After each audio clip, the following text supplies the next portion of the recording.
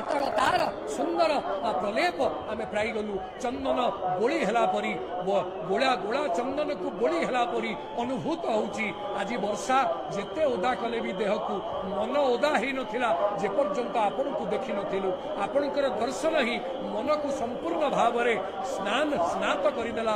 आपण को दर्शन आनंद रे मन निस्नात हैला। हे सच्चिदानंदमय विग्रह आपण होचंती साक्षात आनंदर रसघन मूर्ति सच्चिदानंद रूपाय विश्वोत्पत्त्यादि हेतवे तापत्रय विनाशाय श्री कृष्णाय वयं नमः। आपण माने लक्ष्य करूछंती प्रत्येकंक हृदय भितरे ए व्यग्रता प्रभुंकर ए दिव्य रूप को किछि समय पाई संरक्षित करिवा।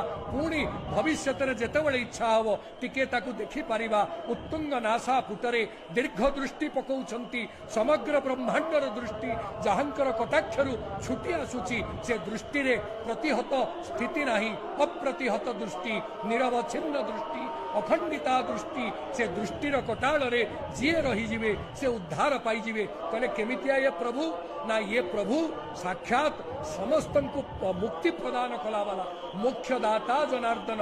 आउ एंकु जीए थरे देखि दिए जे ना लोकी त्रिलोकी निलय मणिरयम नील शैलांग नील शैलेन्द्र नाथ जे नील शैलर अधिनाथ को थरुटिए देखि दिए तार कौन हब ना सद्य पीयूष पातो मनसि नय नयो अकाम चिंता दुरंता संता कष्टं विनष्टं जनि रजनि सती लवधमिष्टं जथेष्टं पापम कूपार पारम गतमथ पितरो भस्त बंधानुबंधा।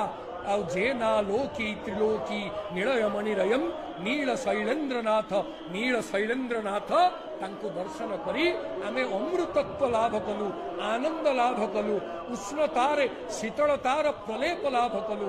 महाप्रभु समस्त को करुणा प्रदान करंतु। भगवती सुभद्रा करुणा प्रदान करंतु। एबे नबा एक छोट विरति परे पुणी आमर धारा विवरणी सर्वतो भद्र भावरे आगु को जीव से पर्यंत। जय श्री जगन्नाथ।